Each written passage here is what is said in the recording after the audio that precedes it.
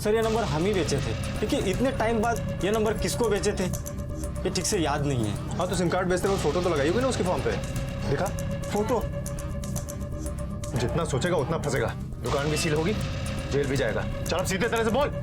गलती हो गई साहब। मुझे एक सिम चाहिए अर्जेंट। पेपर आईडी है कुछ? पेपर होते तो इतना पैसा दिया होता।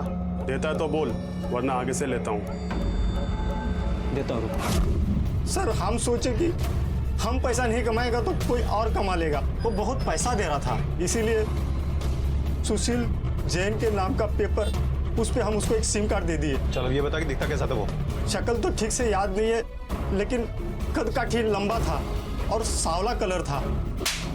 तेरे 2 पैसे के लालच में किसी की जान जा सकती है। ले चल इसको, ले चल। माफ कर दीजिए सर। सर गलती हो गई सर, माफ कर दीजिए सर, गलती हो गई।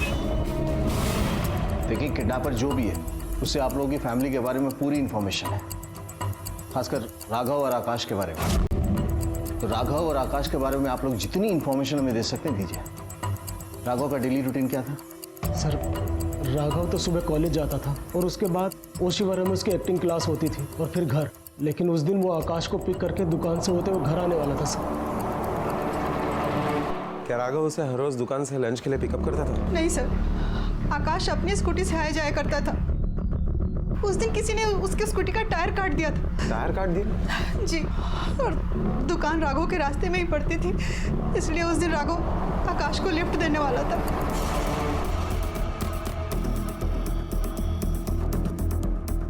शायद मेरा अंदाजा गलत था कि राघव के पेरेंट्स के पास पैसे हैं, इसलिए उसे टारगेट बनाया गया। टायर की हालत को तो देख कर लग रहा है कि असली टारगेट आकाश था। किडनैपर चाहता था कि वो दुकान तक पैदल जाए, लेकिन राघव ने उसे लिफ्ट दी, इसलिए किडनैपर ने दोनों को उठा लिया। लेकिन सर किडनैपर आकाश को क्यों उठाएगा? क्योंकि अगर वो अंदर का आदमी है तो अच्छी तरह से जानता है कि प्रतिमा उसे 5 करोड़ रुपए नहीं दे सकती। इसी बात का तो पता करना है कि किडनैपिंग की वजह क्या है, पैसा या कुछ और। आपने सीसीटीवी कैमरे का फुटेज निकलवा और हमें राघव के कॉलेज, एक्टिंग क्लास और मेहता फैमिली के शॉप और घर में काम करने वाले हर व्यक्ति से पूछताछ करनी पड़ेगी। 15 तारीख को दोपहर को तुम कहाँ थी? मैं डीएन नगर में थी साहब, वहाँ भी मेरा एक काम है ना, तो मैं वहाँ गई थी। साहब मैं सुबह आया था, मैंने ही रोहन बाबू को गाड़ी से कॉलेज छोड़ा और उसके बाद गाड़ी यहाँ पे पार्क कर दी। उसके बाद मैं दोपहर को वापस आया था रोहन बाबू को कॉलेज से लेने के लिए। अच्छा एक बात बताओ, ये मेहता फैमिली के बीच में किसी के साथ कोई झगड़ा, कोई मनमुटाव? वैसे तो सब ठीक है साहब, लेकिन सुधीर भाऊ, अनुराधा ताई, प्रतिमा मैम सबकी बिल्कुल भी इज्जत नहीं करते थे।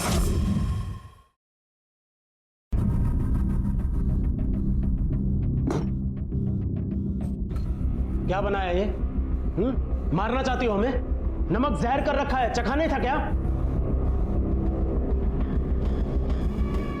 मैंने तो ठीक ही डाला था, लगता है सुप्रिया ने दोबारा डाल दिया, इसीलिए इतना। वाह, अब अपने किए का इल्जाम भाई पे लगाने लगी है।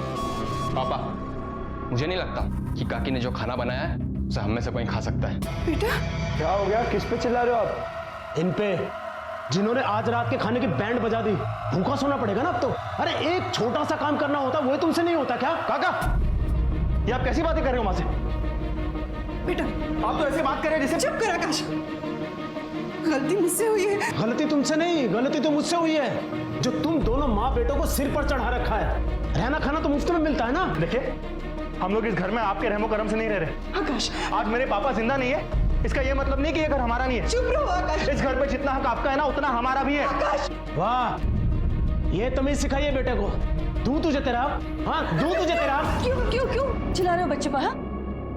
आप तो जानते ही हो ना, दीदी को वैसे भी कोई काम ठीक से आता ही नहीं है। देवाजी, तो क्या दोनों फैमिली से बिल्कुल नहीं बनती थी? कैसे बनेगी साहब?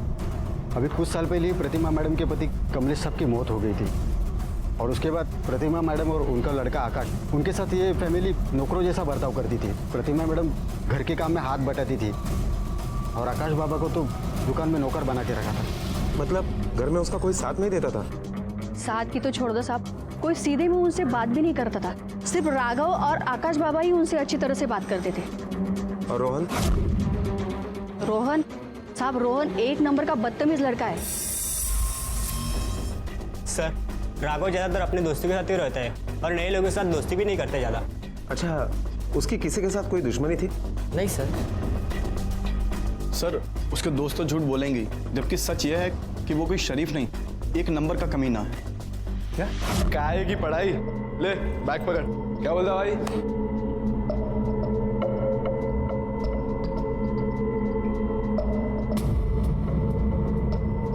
देख राघव, मेरा फोन वापस दे दे।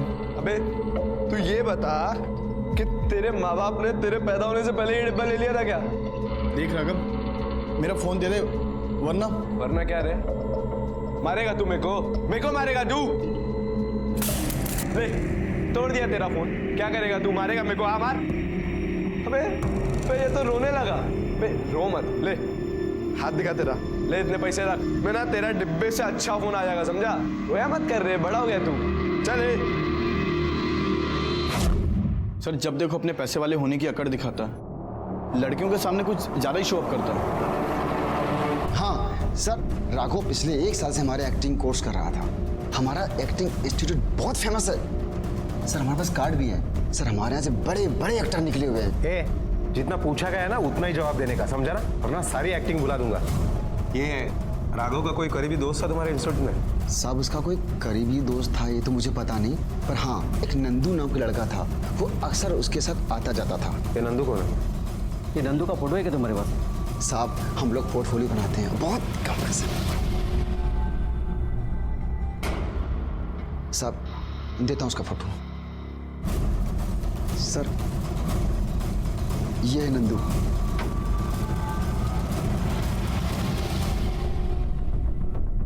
सर एक्चुअली आकाश ना अपने में रहने वाले इंसान है, उसके कोई दोस्त भी नहीं है, उसने मार्केट में किसी के साथ दोस्ती भी नहीं की। जिस दिन आकाश और राघव गायब हुए थे उस दिन तुमने ही उन्हें आखिरी बार देखा था ना? हाँ साहब, राघव आया था दोपहर में मिलने, और दोपहर के 2:30-3 बजे के आसपास राघव और आकाश दोनों घर के लिए निकल गए थे।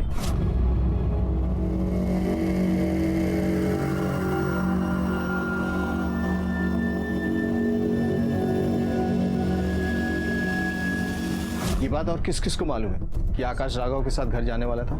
सर शायद मेरे अलावा और उसके घर वालों को पता होगा। ठीक। सर 1 मिनट, सर राघव उस दिन अपने एक दोस्त के साथ आया था, पर मैं उसको नहीं जानता।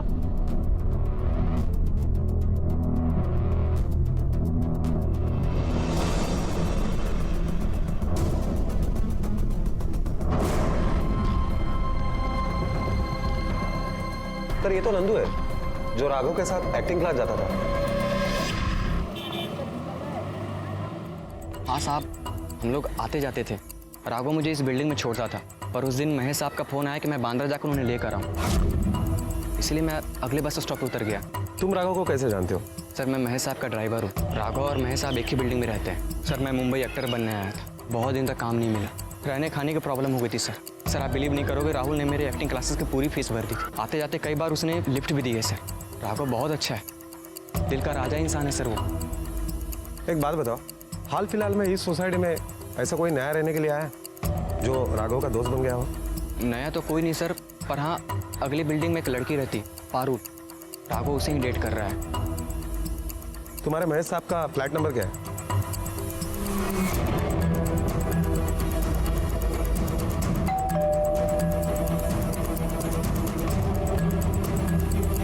जी सर, 15 तारीख को नंदू आया था मुझे बैंड्रा लेने के लिए। वो बैंड्रा कितने बजे पहुंचा था? यही सर लगभग 3:30 बजे हो।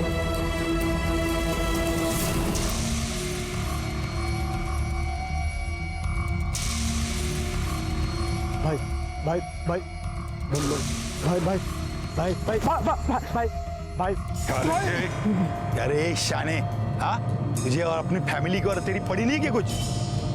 सीधा सीधा पैसा दे दे वरना इधर ही गाड़ देगा तेरे को। इतना पैसा एकदम कहाँ से लाऊंगा भाई? ए चल ले, अपने को ना सिखा, चल जाके अपने उस पैसे वाली बीबी से मांग। अब उनको सब पता है, उसके बाप के पास बहुत पैसा है, समझा ना? अभी तो अपने लोग जा रहे हैं, पर पैसा तैयार करके रख, वरना बहुत जल्द तुम लोगों के साथ बहुत ज्यादा बुरा होगा। समझा क्या?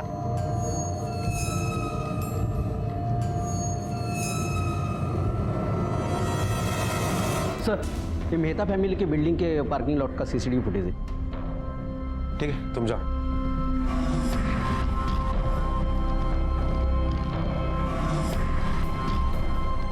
सर ये तो रोहन है।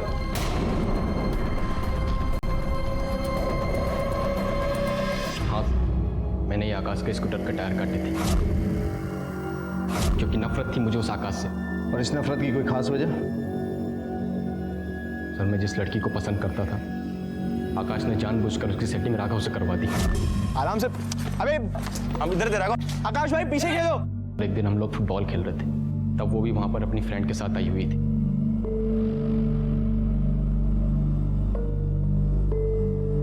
मैं हिम्मत करके उससे बात करने जा ही रहा था कि उस आकाश ने मुझे देख लिया और मुझसे आगे बढ़कर पारुल के पास चला गया। सुनो, प्रीति को भी लेके आना साथ में। Okay. Excuse me, if you don't mind, क्या आप हमारे ग्रुप पिक ले सकती है?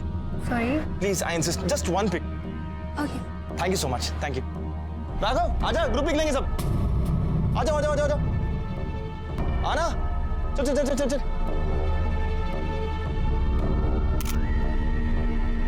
बताना किसी पे गई। वाओ मस्त है ये। राघव देखना, देख कितनी सी बिकाई है। यार ये तो बहुत ही क्लासी आई है। मैं तो बोलता हूँ अपना पोर्टफोलियो बनवा ले इनसे, देख फिर कैसा रातों रात स्टार बन जाएगा तू। चल यू गाइस कैरी ऑन, मुझे कुछ काम है, मैं बाद में मिलता हूँ, ठीक है? चल बाय बाय।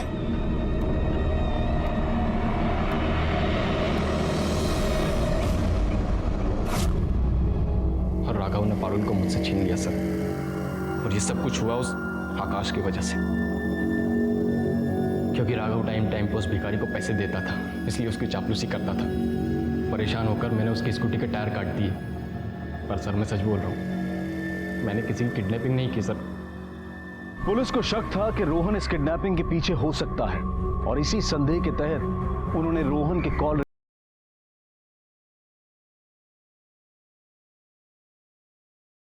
पसंद नहीं करते थे, और राघव को शायद इसलिए अगवा किया गया था ताकि उन पर किसी को शक ना हो। किडनैपिंग का मोटिव आकाश और प्रतिमा के पास भी था, लेकिन इस किडनैपिंग के पीछे का असल मकसद क्या था, असल सच क्या था, वो अब तक रहस्य बना हुआ था।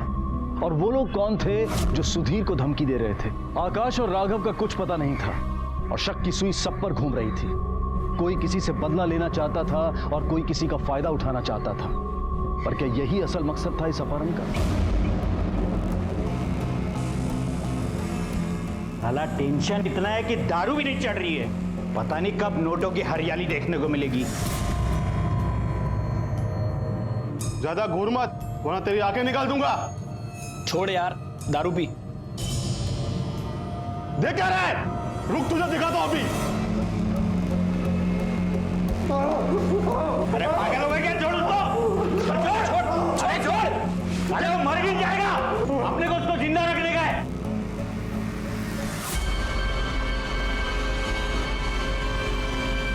इनके 3 लाख रुपए मिलेंगे। मोटा भाई, मेरे बेटे की जान खतरे में, मुझे पैसों की जरूरत है, सहायता करो मेरी। मैं कहां से दूं तुझे पैसे? तू तो मेरी हालत जानती है ना। तू अपने देवर और देवरानी से बात करके देख। मोटा भाई, अगर वो मेरी मदद करते तो मैं ऐसे दर दर नहीं भटकती। मेरे बच्चे की जान खतरे में। नहीं है मेरे पास पैसे।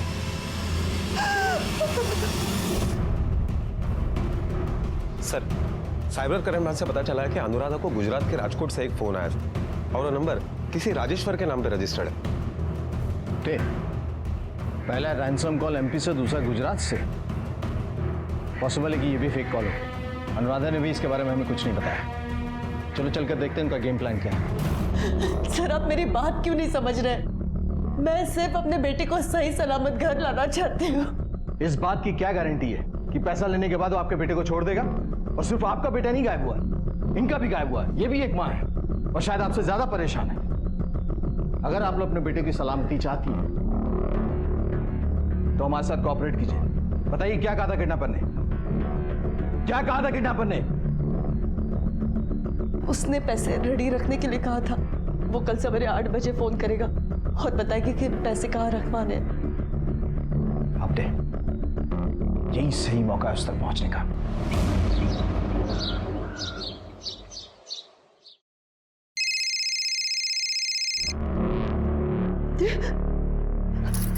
हेलो,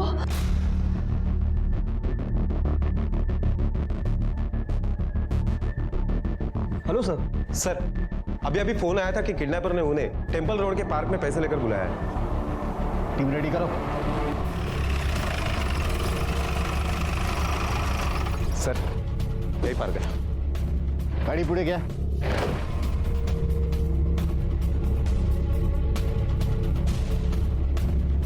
सर किडनैपर ने इसी बेंच के नीचे बैग रखने के लिए कहा था। पोजीशन लो।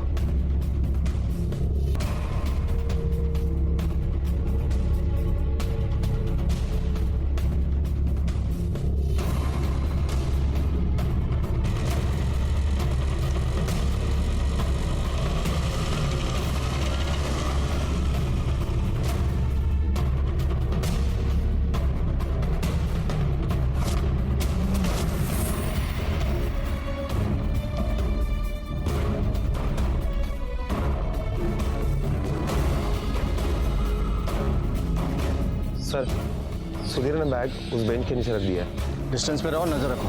Okay sir.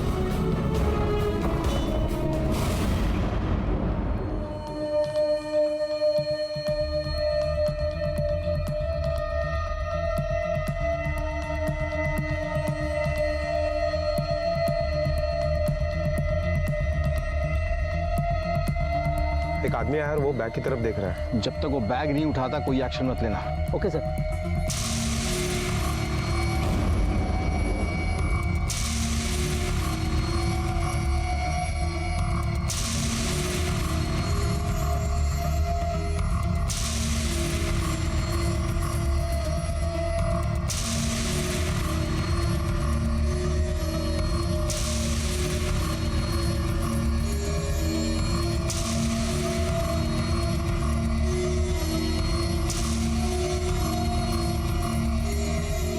तो उठाया नहीं बैग, लेकिन एक्शन मत लेना, हो सकता कोई और हो।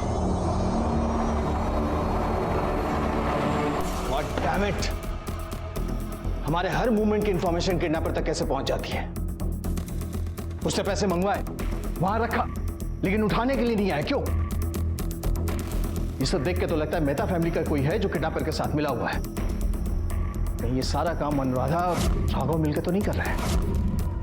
पॉसिबल है सर, क्योंकि उसकी जगह और नंबर के बारे में हमें पता चल जाता है। अगली बार वो जगह भी चेंज करता है और नंबर भी। सर आर्य कॉलोनी में एक लड़के की लाश मिली है, उम्र लगभग 18 से 19 साल है।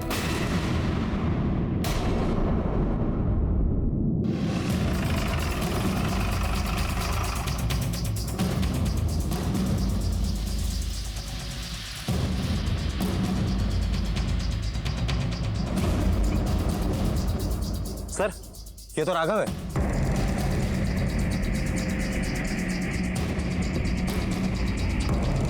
आपके सर घर के अंदर देख। आप लोग आजू बाजू देखो, कुछ मिलता है क्या?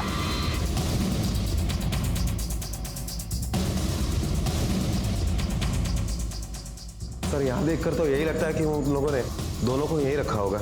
ऐसा नहीं लगता कि आकाश को भी यहाँ रखा होगा। आप ठीक कह रहे सर, क्योंकि यहाँ पे सिर्फ एक ही रस्सी है, एक ही पानी की बोतल है और एक ही प्लेट है। इसका मतलब है उन लोगों ने आकाश को कहीं और रखा होगा। हफ्ते इसका मतलब जो अब तक हम सोच रहे थे ना, वो गलत है। हमें लग रहा था कि राघव ने किडनैप किया है, लेकिन ये सब देख के लग रहा है कि प्रतिमा और आकाश से मिलकर ये सब किया है। फॉर्मेलिटीज पूरी करो, डेड बॉडी को पोस्टमार्टम के लिए भेजो और मेहता फैमिली को खबर करो। और हाँ, प्रतिमा के कॉल रिकॉर्ड्स निकलवाओ। और सिर्फ प्रतिमा के नहीं, मेहता फैमिली में जितने भी लोग हैं ना, सबके कॉल रिकॉर्ड्स निकलवाओ। Okay sir. ये केस पुलिस के लिए काफी चुनौतीपूर्ण था। पुलिस जैसे ही किसी एक थ्योरी पर पहुंचती थी, किडनैपर का अगला कदम मानो उसके खिलाफ होता था। राघव का कत्ल हो चुका था और आकाश का अभी तक कुछ पता नहीं था। अब एक नई दिशा सामने आई थी कि कहीं ये आकाश और प्रतिमा की साजिश तो नहीं थी। वो अपने प्रॉपर्टी और बिजनेस में हिस्से और अपनी बेइज्जती का बदला लेने की मुहिम पर तो नहीं थे। आखिर गुनाह का ये जाल किसने बिछाया था?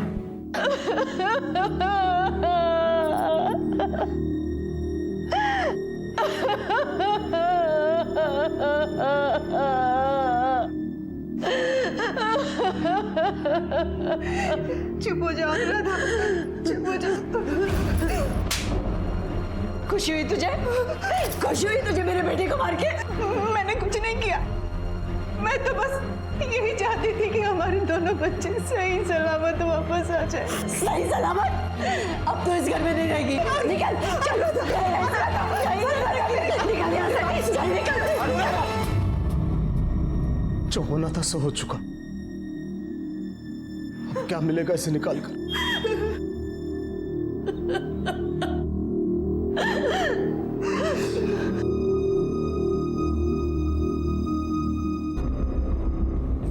किया तूने, सब गड़बड़ कर दिया। लोग मेरी जान के पीछे पड़े, पैसा मांग रहे हैं। देख, अगर मुझे पैसा नहीं मिला ना और मैं फंसा तो मैं तुझे भी नहीं छोड़ूंगा, याद रख। सर तीसरा कॉल गुजरात और राजस्थान के बॉर्डर पर कोड़ा एरिया से पीसीओ से किया गया। सर वैसे तो ये इलाका काफी भीड़ भरा होता है, इसलिए भीड़ में मिलकर वो आराम से गायब हो सकता है। वहां की पुलिस की एक टीम रवाना हो चुकी है। जैसे उन्हें कुछ पता चलता है वो लोग हमें इन्फॉर्म कर देंगे। पीसीओ फोन है साहब, दिन भर पता नहीं कितने लोग आते हैं फोन करने, किस किस की शकल याद रखेंगे। तुम्हारी इस दुकान के आसपास कहीं सीसीटीवी कैमरा लगा है? नहीं सर, यहाँ आसपास कहीं सीसीटीवी नहीं है। ठीक है सर, राजकोट पुलिस के हाथ में भी कुछ नहीं लगा। रोहन और राघव इन दोनों की कॉल रिकॉर्ड में भी फैमिली और फ्रेंड्स के अलावा दूसरे कोई नंबर नहीं है। सर ये आकाश के मोबाइल रिकॉर्ड में एक अरविंद नाम का नंबर मिला है। ये अरविंद प्रॉपर्टी एजेंट है। और सर जब किडनैपर का नंबर निकलवाने के लिए हमने अनुराधा के कॉल रिकॉर्ड चेक किए तो एक अजीब बात सामने आई। उसमें उसके पड़ोसी महेश का नंबर मिला। इन दोनों में काफी सारी बातें हुआ करती थी और कोई भी कॉल 10 मिनट से कम नहीं था। मतलब इनके बीच कुछ चल रहा था। आपने मेहता फैमिली से मिलने से पहले तुम अरविंद से पूछताछ करो। ओके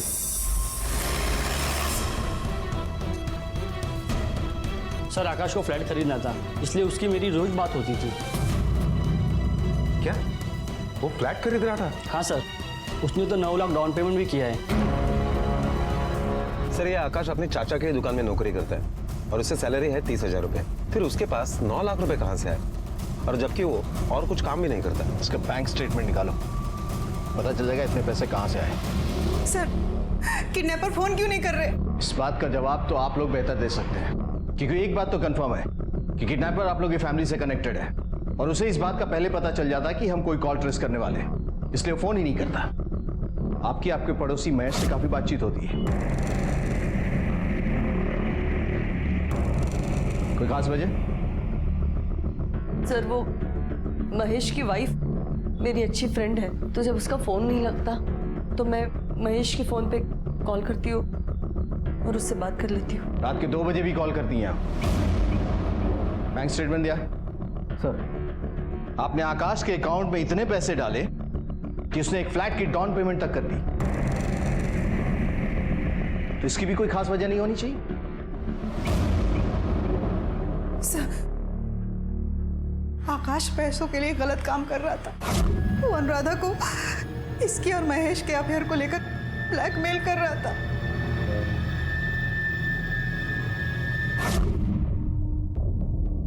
आपको इस बात का पता था? जी, मुझे इसके अफेयर के बारे में तो पता था, लेकिन ये ब्लैकमेलिंग के बारे में नहीं। घर में बड़े बड़े बच्चे हैं सर, क्या करता। लेकिन इसे तो अपनी अय्याशियों से बाज नहीं आना था ना। सर राघव के पोस्टमार्टम रिपोर्ट के मुताबिक राघव के शरीर पर काफी सारे घाव थे, लेकिन उसकी मौत पेट में चाकू लगने की वजह से हुई है। इसका मतलब पॉसिबल है कि ये किडनैपिंग प्रतिमा और आकाश ने मिलकर की है। राघव को मारने का उनका इरादा नहीं था, वहां से जान बचाने के चक्कर में वो मारा गया और इसीलिए शरीर पर इतने चोट के निशान है। सर फिर आकाश कहाँ है? सर अपने प्रतिमा और सुधीर के कॉल रिकॉर्ड्स मंगवाए थे। प्रतिमा के कॉल रिकॉर्ड में ऐसा कुछ भी नहीं है जिस पर हम चेक कर सके, मगर सुधीर के कॉल रिकॉर्ड्स में बहुत सारे स्ट्रीट सेटर के नंबर मिले। ये तेरे कॉल रिकॉर्ड्स हैं। मुकेश माने, सलीम कुरैशी, परेश अटवटकर और गिनाओ, इन सब के क्रिमिनल रिकॉर्ड्स हैं। तो ये सब हिस्ट्री शीटर्स हैं। बोल, आकाश और राघव को किडनैप क्यों करवाया तूने? सर मैं अपने ही बच्चों का किडनैप क्यों करवाऊंगा भला?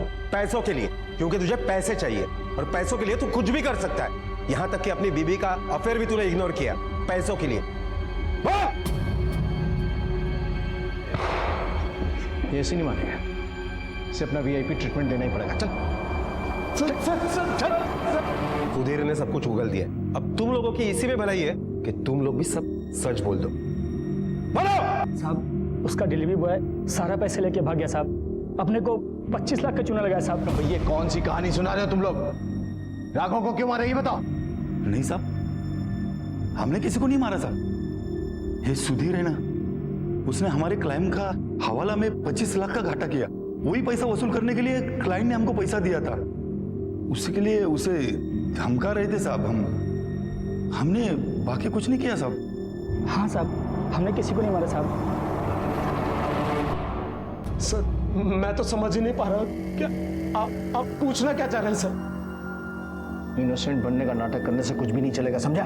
तूने हवाला किया जो बहुत सीरियस क्राइम है। बेटा अब तो तू गया अंदर। सर एक मिनट।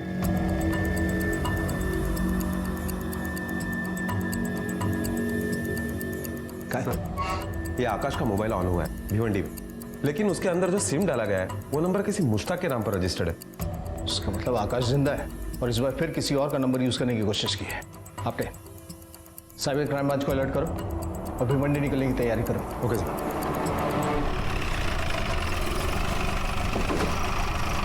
सर एड्रेस इसी एरिया के मोबाइल शॉप का है, यही दुकान है, मुश्ताक नाम है उसका। इसका मतलब आकाश का फोन यहाँ रिपेयर होने के लिए आया होगा। क्या नाम मुश्ताक है? हाँ मुश्ताक है। क्या हुआ? इस IMEI नंबर का कोई फोन आया था रिपेयर होने के लिए? तो आप क्यों पूछ रहे हो? पुलिस। हाँ साहब देखता हूँ मैं।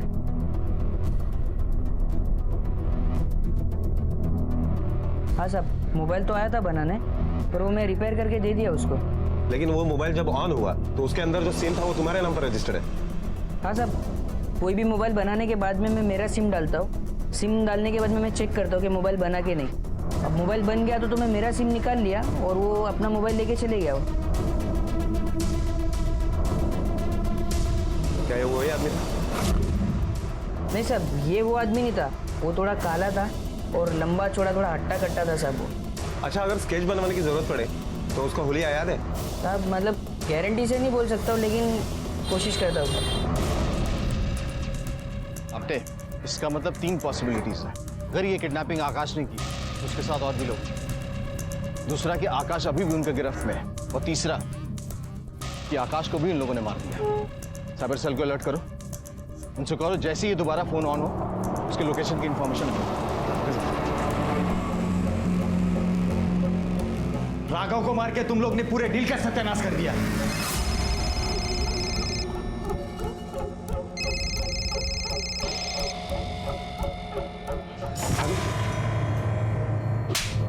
यह तो आकाश का फोन है, ये यहां पे क्या कर रहा है? जाके फोड़ो इससे पहले।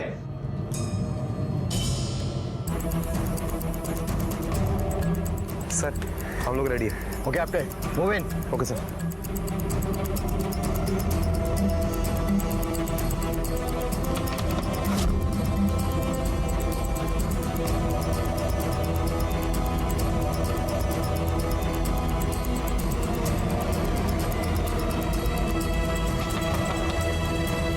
कौन? पुलिस।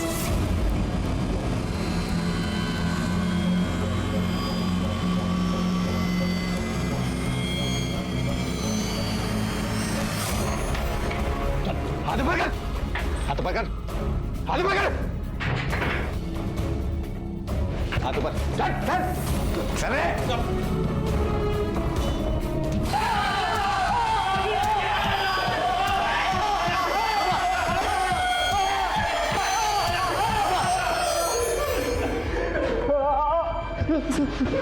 बोला आकाश का?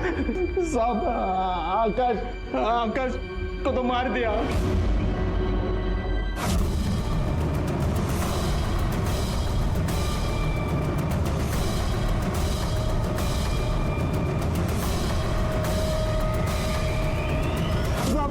हमको आकाश की सुपारी मिली थी सर।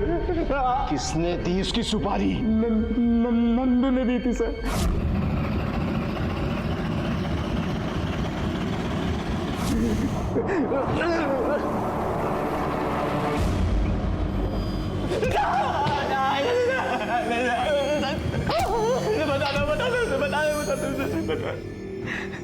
सर मुझे सिर्फ आकाश को मारना था, राघव को तो बस किडनैपिंग करने का ड्रामा करना था सर। पर उन सालों ने उस दिन कुछ ज्यादा ही पी रखी थी और राघव भागने की कोशिश भी कर रहा था सर। बस उसी वजह से वो मारा गया। इसका मतलब इस किडनैपिंग में मेहता फैमिली या उनके किसी करीबी का इन्वॉल्वमेंट था। जो हमारी सारी इंफॉर्मेशन तुम तक पहुंचा रहा था, कौन है वो? आकाश मुझे ब्लैकमेल कर रहा था। पैसे दो और बंद कर दो मेरा मुंह। वो क्या है ना, अगर खुला रहेगा तो चलता ही रहेगा। और फिर ये भी हो सकता है कि आपके और अनुराधा काकी के अफेयर के बारे में आपकी बीवी को बता दें। देखो मैं तुम्हें छोड़ूंगा नहीं।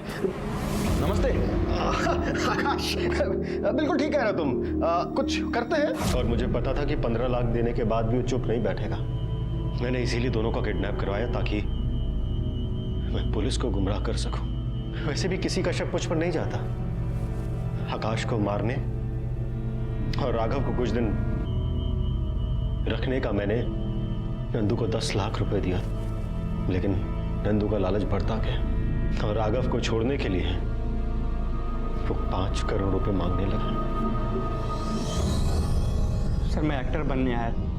मुझे पता था कि मुझ पे कोई पैसा लगाएगा नहीं, खुद फिल्म बनानी पड़ेगी, जिसके लिए मुझे 5 करोड़ की जरूरत थी, जो मुझसे नहीं हो पा रहा था सर। इसीलिए मैं आकाश और राघव को उस दिन दुकान से अपने घर पर सुबह लेकर गया और फिर दोनों को ड्रिंक में सर नींद की दवा मिलाई और फिर उन दोनों को आरे कॉलोनी लेकर गया।